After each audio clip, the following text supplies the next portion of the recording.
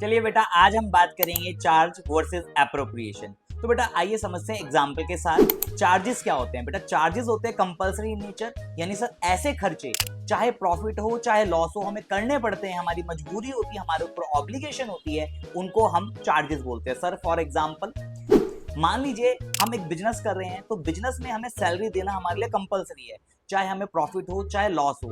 हम ऐसा नहीं बोल सकते एम्प्लॉय को कि भैया हमें इस साल प्रॉफिट नहीं हुआ तो आप सैलरी मत लीजिए। हम बैंक को ऐसा नहीं बोल सकते कि अगर हम बैंक से हमने लोन लिया है कि भैया इस बार हमें प्रॉफिट नहीं हुआ आप इंटरेस्ट मत लीजिए। इसी तरीके से हम मकान मालिक को ऐसा नहीं बोल सकते कि सर इस बार हमें प्रॉफिट नहीं हुआ रेंट मत लीजिए।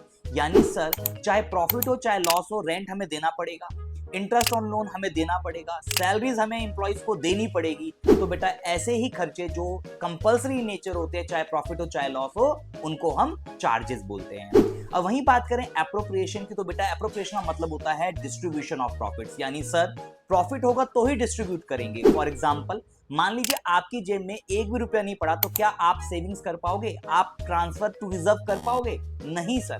तो यानी सर जो पैसा सेव करना कंपल्सरी नहीं है, क्यों? क्योंकि हमारे पास प्रॉफिट नहीं है। मुझे बताइए अगर मैं ऑनर हूं, क्या ऑनर को सैलरी देना कंपल्सरी है? नहीं सर। प्रॉफिट होगा तो ऑनर को सैलरी दी जाएगी। तो ऐसे खर्चे जो देना कंपल्सरी नहीं होते, प्रॉफिट के ऊपर डिपेंड करते हैं, उनको बोलते हैं हम एप्रोप्रिएशन। तो बेटा ध्यान रखना है, जितने भी चार्जेस होते हैं प्रॉफिट एंड लॉस अकाउंट में रिकॉर्ड होते हैं, और जितने भी एप्रोप्रिएशन होते हैं वो सारे profit and loss appropriation account में रिकॉर्ड करते हैं। आई होप आपको समझ में आया होगा। तो इस चैनल को फॉलो कर लीजिए, ऐसे ही और वीडियोस के साथ मिलेंगे हम नेक्स्ट वीडियो।